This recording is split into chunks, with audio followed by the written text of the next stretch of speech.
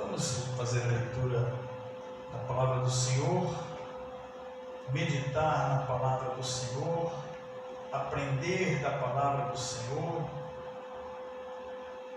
meditar naquilo que o Senhor tem para nos dizer nessa noite, porque tem bênçãos para as nossas vidas. Amém. O Senhor está nesse local. Amém. Livro de Hebreus, capítulo 10. Livro de Hebreus, capítulo 10.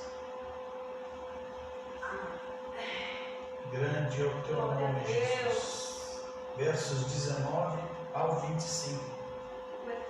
Livro de Hebreus,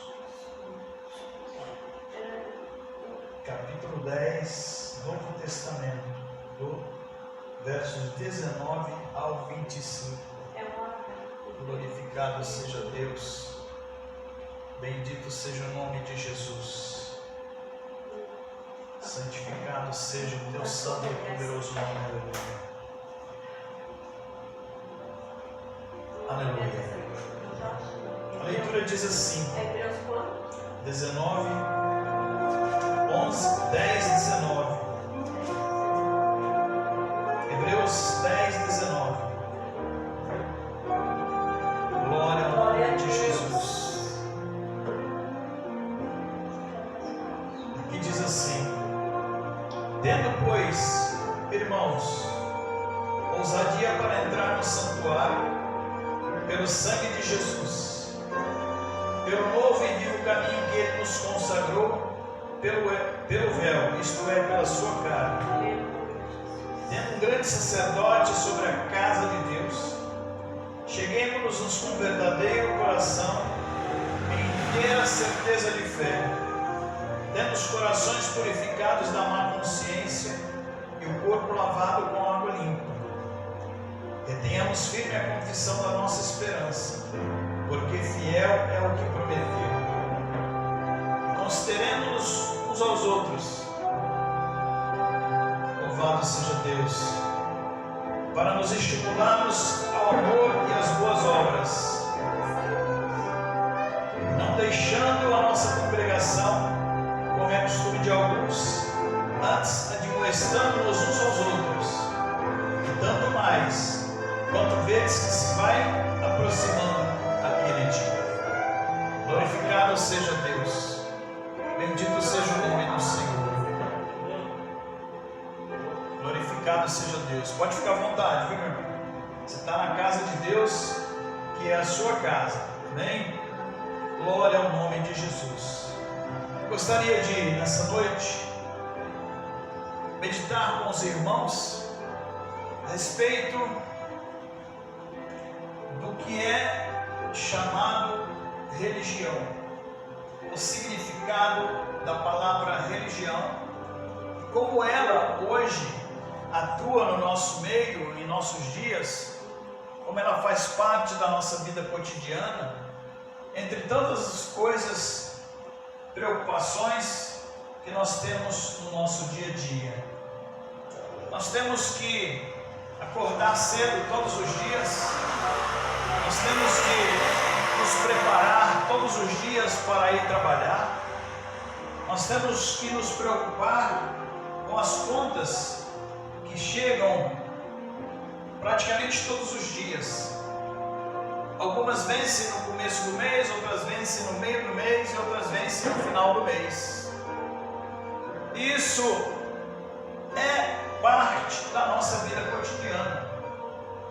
Nós, quando temos família, nós temos que nos preocupar com o bem-estar da esposa, do esposo e dos filhos. É roupa lavada, é comida feita, é tudo, é na hora certa. O salário que se recebe, um vale pagamento, nós temos que pagar as despesas, nós temos que guardar um pouco, se possível, nós temos que investir no nosso bem-estar. Você precisa de roupa, você precisa de calçado, você precisa de uma condução para que a sua vida fique mais confortável, para que a sua vida fique mais melhor, para que o seu dia a dia seja mais tranquilo, para que a sua vida seja mais tranquila. Quando nós nos preocupamos com tudo isso, nós não medimos esforços para conquistar. A gente nasce e começa a crescer, e aí a gente vai para estudar, vai para aprender a leitura, a escrita, e isso é um investimento que nós estamos fazendo na nossa vida e na vida dos nossos filhos. Quando aprendemos a ler e a escrever, nós precisamos de um diploma, nós precisamos de algo que prove com que aquilo que nós aprendemos se torne realidade na nossa vida. Esse é o começo de tudo na vida do ser humano. E quando nós estamos já adultos, que nós vemos que tudo que nós fazemos é bom, que tudo que nós fazemos está dando certo, é aquilo mesmo que nós sonhamos, é aquilo mesmo que nós planejamos para a nossa vida, então a gente se deleita, a gente se alegra, e a gente diz: o meu braço, a força do meu braço, a força do meu diploma, a força do dom que eu tenho, que faz com que onde eu colocar as mãos prospere, onde eu ponho as minhas mãos as coisas aconteçam. Aleluia. Então a gente fica feliz, a gente fica alegre, a gente fica de tal forma que só nos interessa o bem-estar material. Mas quando nós não nos damos bem, muitas das vezes, quando nós tropeçamos em alguma pedra, quando surge uma dificuldade, quando surge algo que não está no nosso controle, não é aquilo que nós planejamos, não é aquilo que nós pensamos que seria um dia, um atropelo, um tormento, uma dificuldade, algo que nos tirasse do sério. Muitas das vezes, pessoas nos enganando, pessoas nos traindo, pessoas mentindo para nós, pessoas sendo falsas conosco, e muitas promessas que nos são feitas não são cumpridas. Era aquele projeto bom que você havia se empenhado, e quando você colocou na mesa para alguém, aquela pessoa foi e tomou de si. Ela colocou os créditos no nome dela. Ela não disse que foi você quem fez aquele projeto, ela não disse que foi você quem ajudou, ela não disse que foi você quem se empenhou para que aquilo acontecesse. Ela vai e te trai, ela vai e te engana, e aí vem a dor, vem a decepção, vem a falta de confiança, porque a mentira, o prejuízo maior que ela causa é a falta de confiança depois na mesma pessoa a qual nós nos empenhamos para que ela se desse bem, para que ela estivesse bem, pelo nosso esforço, pela nossa dedicação, pelo nosso carinho, pelo nosso amor, por tudo aquilo que nós temos de bom. Então, quando acontece algo que impede com que a gente se sinta feliz, fique alegre, fique satisfeito, é aí que vem a parte da dor. É por dentro, não é por fora. Quando você tropeça, quando você corta a mão de alguma forma, uma faca, um acidente na cozinha, não é coisa grave, mas dói. Mas você vai lá e sutura, você vai lá e coloca um aplicativo, um band-aid que seja, você coloca uma proteção e rapidamente o sangue estanca, e daqui a pouco você está fazendo as coisas normalmente. Mas muitas das vezes a decepção ela nos faz ser fracos, Muitas das vezes as decepções fazem-nos sentir a dor da rejeição, da mentira, das coisas que nós não gostaríamos de que não fizessem conosco, porque não é aquilo que nós queremos fazer pelas pessoas. Nós queremos ajudar, nós queremos fazer o bem. Então a gente gostaria que as pessoas fizessem isso conosco, agissem da mesma forma. E essa é uma dor estranha. Essa é uma dor que ela é por dentro. Essa é uma dor que não sai com remédio, não sai com antidepressivo, não sai com dipirona, não sai com anti-inflamatório, não sai com antibiótico, não sai. Porque é uma dor por dentro. É uma dor a qual só uma pessoa pode vir e tirar de dentro de nós. Aleluia, é verdade. Nos trazer o sorriso de volta, nos trazer a alegria de volta. Somente alguém maior do que nós, acima de nós, pode fazer com que isso se torne a nossa vida de novo. Termos a alegria, termos a felicidade, termos o amor, a reconquista, até da confiança. Jesus, ele ensina sobre o perdão. E quando ele ensina sobre o perdão, às vezes a gente fala assim: poxa vida, eu até perdoo aquela pessoa, mas eu nunca vou esquecer o que ela fez comigo. Eu perdoo aquela pessoa, mas nunca mais eu quero ter amizade com ela. Eu perdoo aquela pessoa, mas nunca mais eu quero vê-la na minha frente, nem pintada de ouro. Jesus fala sobre o perdão incondicional. Esse perdão, queridos e amados, amigos, irmãos, irmãs, esse perdão incondicional, ele vai acima de tudo. Ele vai além de tudo. Ele vai mais do que nós possamos imaginar. E para você conseguir superar essa barreira, para você conseguir superar essa situação adversa, só a mão de Deus trabalhando na sua vida. Só o Espírito de Deus preenchendo o seu coração, de tal forma que aquilo que te machucou não machuque mais. Mesmo quando você ver a pessoa, você não vai desviar o quarteirão, não vai desviar a calçada para evitar ter um encontro com ela. Se ela vier falar com você, quando o Espírito de Deus está dentro de você, você recebe para conversar. Você não olha com maldade, desejando até a morte dela. Por quê? Porque o Espírito de Deus, ele entrou na sua vida e fez de você uma nova pessoa, uma nova criatura. No Antigo Testamento era diferente. No Antigo Testamento, se alguém te prejudicasse, você tinha que dar o troco. Se alguém fizesse algo contra você, você tinha que vingar. Você tinha que fazer com ela a mesma coisa que ela fez com você. Não importa.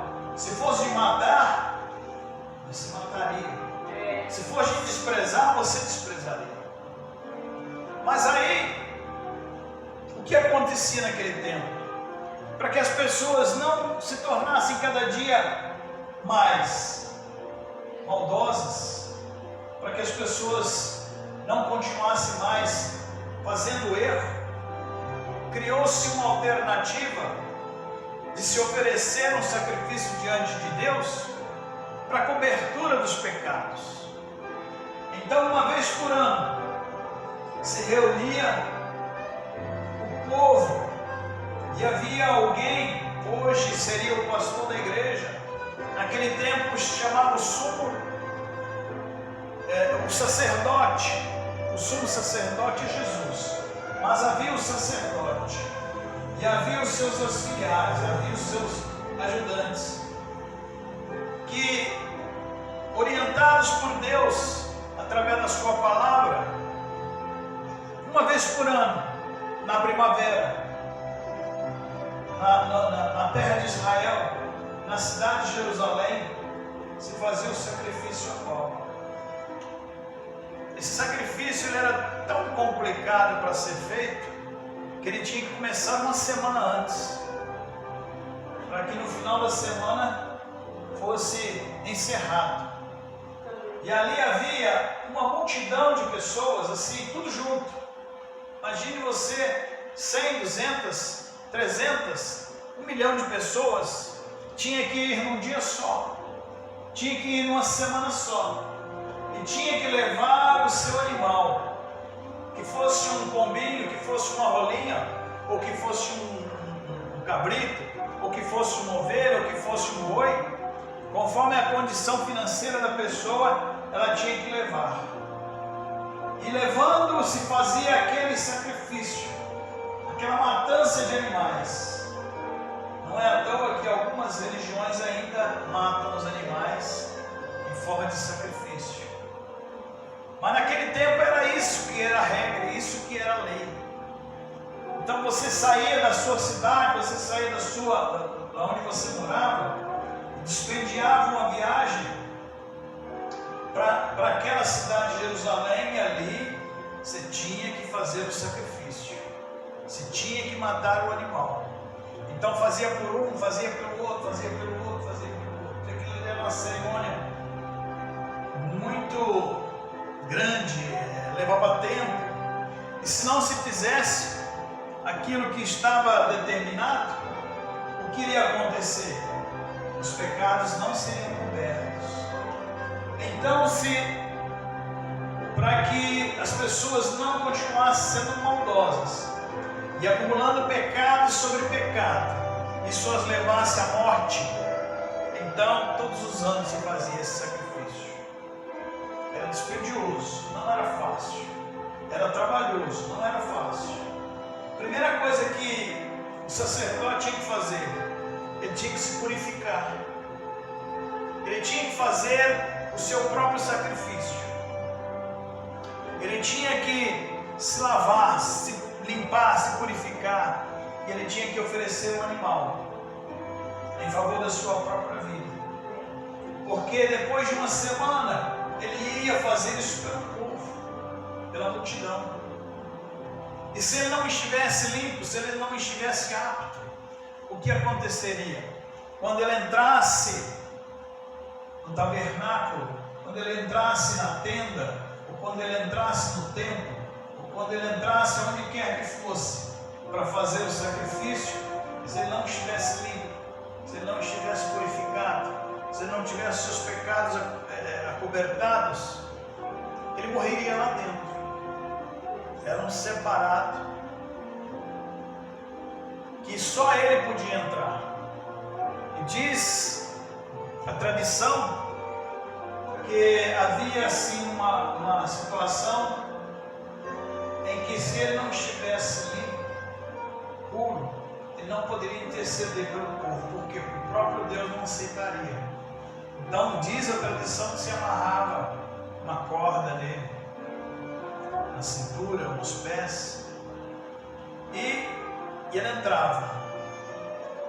Quando ele entrava, que ele estava puro, que ele oferecia a Deus o seu sacrifício, Deus aceitava, e ele retornava para fora.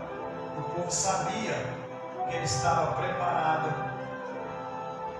para fazer pelo povo, para interceder pelo povo. Quando não estivesse preparado, ele era fulminado lá dentro. Imagine você sofrer um infarto, mesma coisa, ele já cairia duro lá dentro e ele seria tirado. E ele sendo tirado, só restava enterrar. E o povo não teria alguém para interceder por eles. Pensa bem, que situação. O que é que acontece? Os anos vêm passando, o tempo vai se cumprindo, mas Deus disse para aquele mesmo povo que Ele faria uma nova aliança, que Ele faria um novo concerto, que aquele concerto que eles tinham, que aquela aliança que eles tinham, que aquele pacto que eles tinham, ele ia durar um tempo, ele ia durar um período. Foram milhares de anos, bem verdade. Mas chegou um dia em que na nação de Israel se calou. Não houve mais pregação, não houve mais profetas saindo nas ruas, saindo nas praças, falando com o povo. Não havia mais ninguém para poder interceder diante de Deus pelo povo. Aquele sacrifício, ele deixa de existir. E durante 400 anos da história da nação de Israel, Deus silenciou. Quando Deus se cala, é porque a coisa está difícil. Deus sabe de tudo antes que aconteça. Mas quando você fala com Ele, quando você glorifica Ele, ou quando você pede alguma coisa a Ele, então Ele te responde de imediato. Mas durante 400 anos da história do povo, não houve ninguém que intercedesse pela nação. Porém, um belo dia, está uma jovem, uma mulher, em sua casa, em sua residência. De repente, o local que ela se encontra se ilumina, clareia.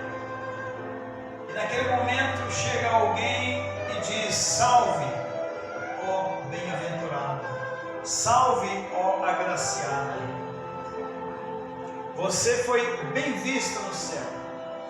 Você foi escolhida a dedo pelo Senhor para ser o pai de alguém que salvará o povo dos seus pecados, que libertará do jugo da escravidão do pecado a toda a nação israelita. E quando ela vê aquele anjo do Senhor chamado Gabriel, ela diz: eis-me aqui, faça-se em mim cumprir a sua vontade.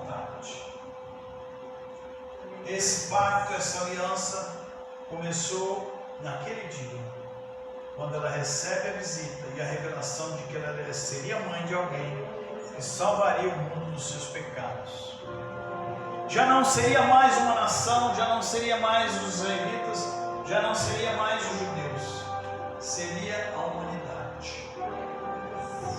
E quando Jesus cumpriu o tempo que precisava ser cumprido, a lei dizia que um profeta só poderia ser separado, só poderia ser escolhido, só poderia sair para o ministério aos 30 anos. Jesus, ele prega no templo com 12 anos. Depois, com 30 anos, aparece alguém no deserto dizendo: eis aí o Cordeiro de Deus que tira o pecado do mundo. Amém. Glória a Deus.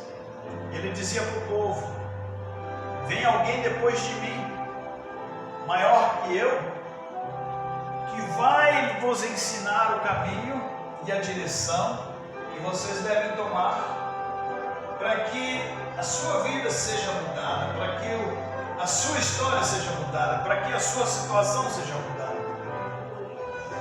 Vocês têm que dar ouvidos a Ele, porque eu sou a voz que clama no deserto. Porém é aquele que vai vir depois de mim, que vai nos anunciar o reino de Deus.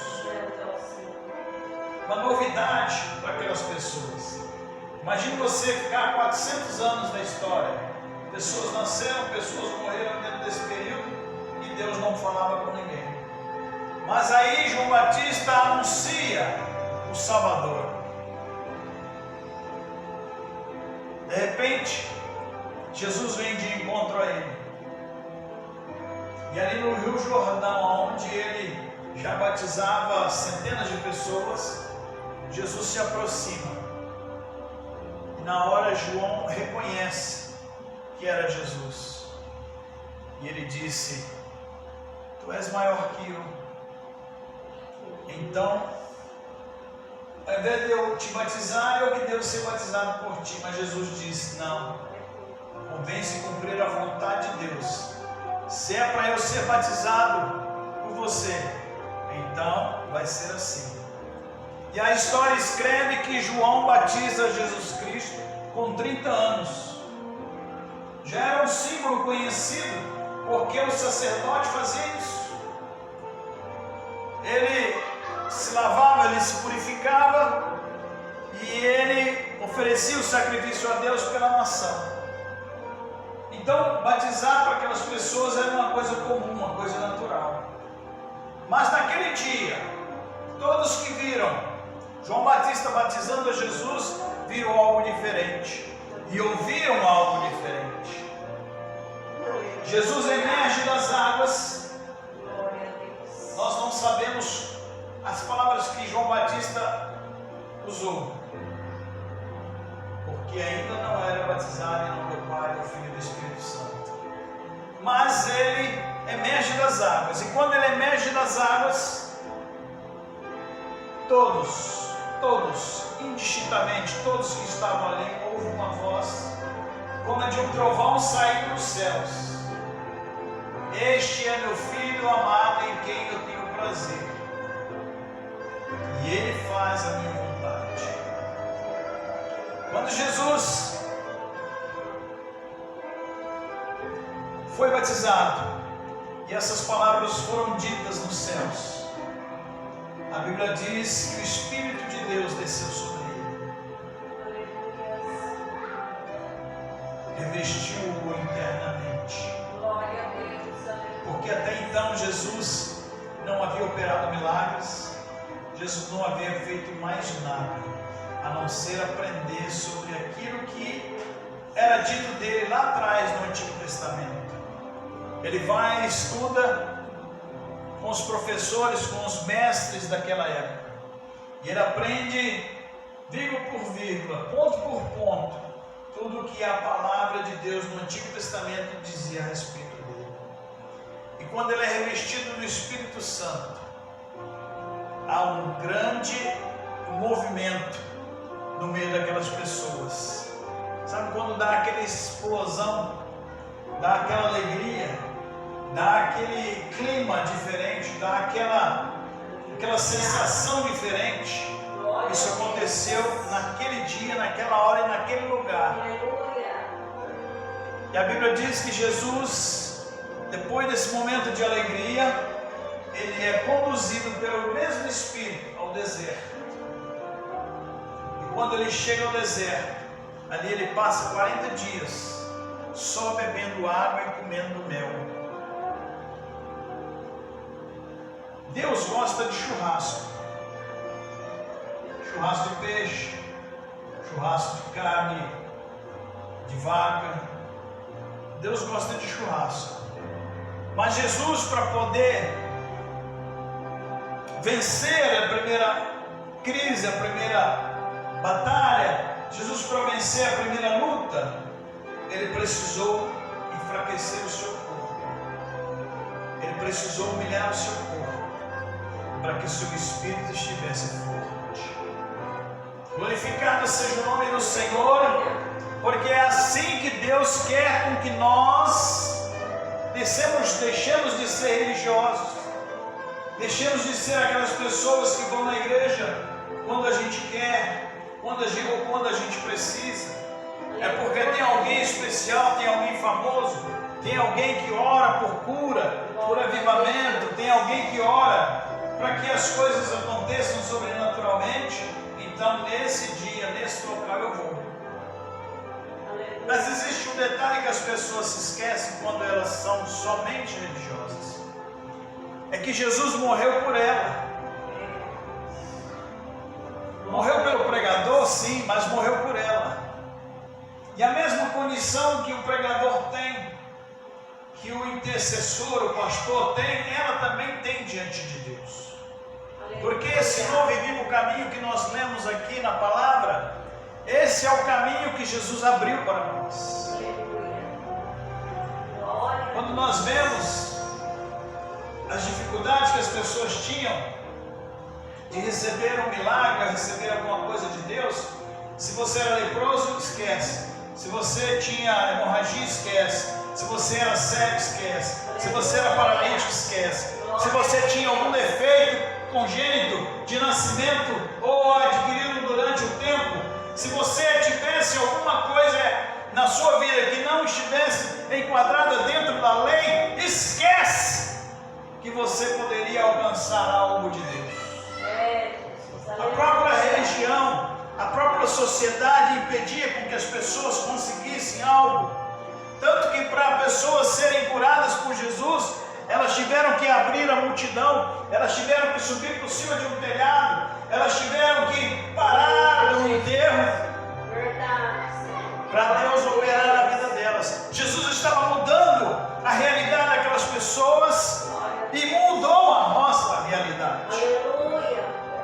Quando você chegou a essa casa, quando você chegou a esse local, quando você pegou essa Bíblia para ler, quando você ouviu essa mensagem através da internet, Deus estava falando na sua vida e no seu coração. Deus estava trabalhando na sua vida e no seu coração. Pois é isso que Ele veio fazer sobre a terra. Jesus, durante 3 anos e meio, Ele sai, depois da tentação no deserto, em que Ele vence o diabo, porque a maior oferta do diabo para Ele foi: se você me adorar, eu te dou os reinos do mundo nas suas mãos. E Jesus repreende e diz: somente a Deus adorarás e somente a Deus servirás. Não existe outro a não ser aquele que está lá em cima e que está aqui conosco, que está aqui dentro. Não existe outro pelo qual nós devamos ser salvos a não ser pelo sangue de nosso Senhor Jesus Cristo. O sacrifício de animais foi abolido, o sacrifício anual foi abolido, porque Jesus ele nasce na primavera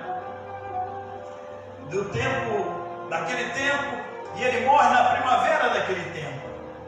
Esse mês, no mundo ocidental, depois no oriental, em outra data, se comemora a Páscoa, Yom Kippur, se comemora o dia do perdão. Só que como o sacrifício anual foi extinto, não existe mais, porque Jesus, quando ele sai do deserto e ele anuncia o reino de Deus, ele vai lá e separa 12 discípulos, 12 alunos, 12 pessoas escolhidas a dedo, para depois virem anunciar o reino dele quando ele cumprisse o seu tempo aqui na terra.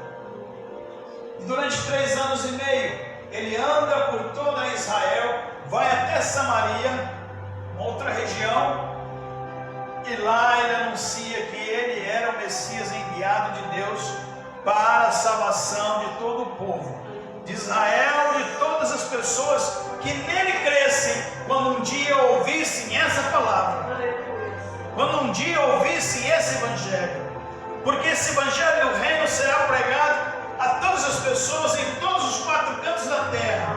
E a Bíblia diz: todo aquele que crê e for batizado, esse será salvo. Então não precisa ser eu, não precisa ser ninguém. Mais importante, com posses, com bens, ter privilégio diante de Deus, mas todos temos.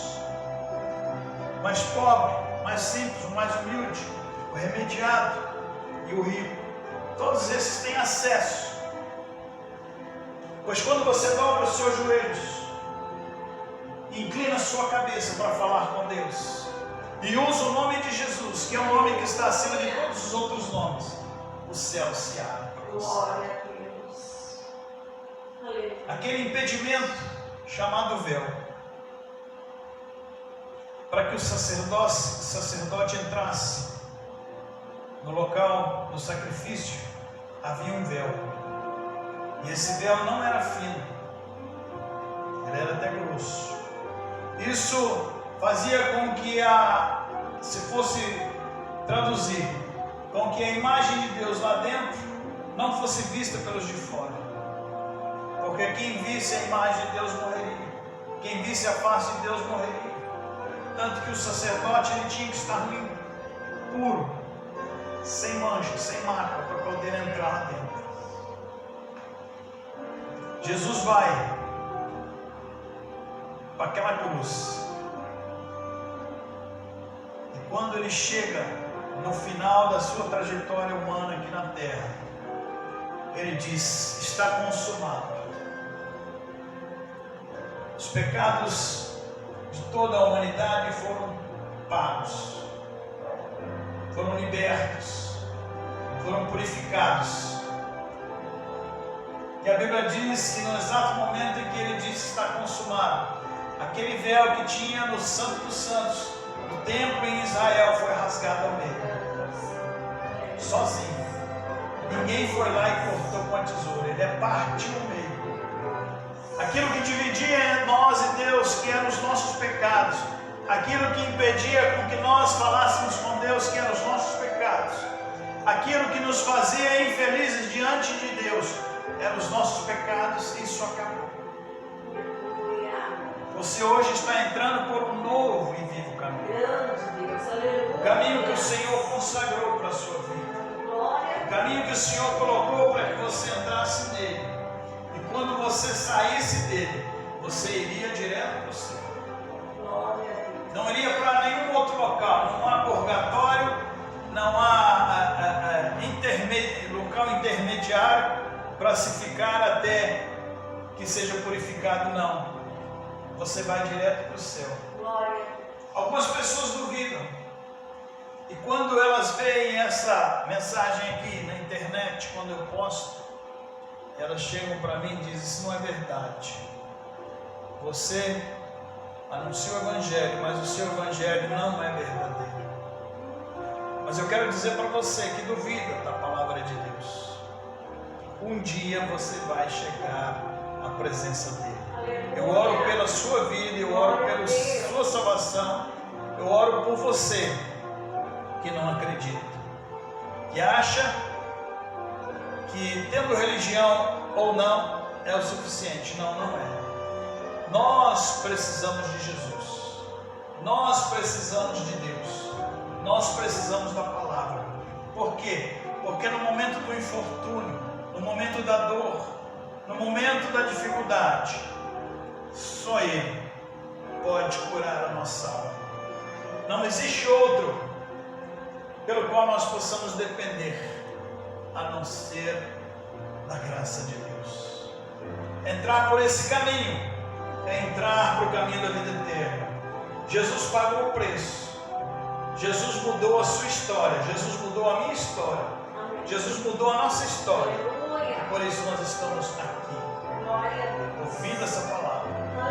Então não é só matéria, é espírito. Deus, Ele habita no nosso espírito. E através de habitar no nosso espírito, Ele reflete na nossa carne. Jesus cura, Jesus salva, Jesus liberta e Jesus leva para o céu. Glorificado seja o santo nome de nosso Senhor Jesus Cristo. Fique com essa palavra, porque Deus tem muito mais para você. Todas as vezes que você meditar nela, todas as vezes que você lê-la. Aleluia. Glorificado seja Deus. Bendito seja o nome de Jesus. O pacto, a nova aliança, Senhor, é até que o Senhor volte. Mas todos os meses, Senhor, nós relembramos a sua morte e participamos deste sumo. Transforma agora no teu sangue, Jesus, que nós ao ingerirmos, possamos, Senhor, fazer parte dessa comunhão plena, porque somente o salvo, Senhor, participa, somente o remido, Senhor, participa. O Senhor morreu por todos nós, mas aquele que te aceitou, Jesus, pode ter o privilégio. E muitos que ainda não viveram, Senhor, que não entregaram a sua vida a Ti, na hora certa entregarão e participarão, meu Deus. Por isso abençoa, Senhor, estas vidas ao participarem. Purifica, Senhor, lava, transforma, meu Deus, em uma nova vida, em uma nova pessoa, cada um de nós. Que no nome de Jesus, Senhor, nós te pedimos. Glorificado seja Deus. Participe do sangue do Cordeiro, do sangue da nova aliança. Essa aliança que foi feita na cruz do Calvário. Aleluia, Jesus.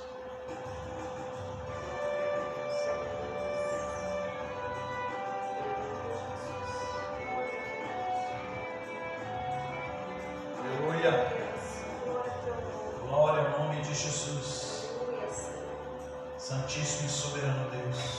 Glória a Deus. Podemos, Senhor, te agradecer por tudo, porque o Senhor fez por nós Glória aquilo a que Deus. ninguém poderia fazer. Aleluia, Jesus. Glorificado seja Deus. Glorificado seja o nome de Jesus. Aleluia. Vamos adorar o Senhor com esse cântico. Glória a Deus. Aleluia. Fique em oração. Fique em comunhão com o Senhor.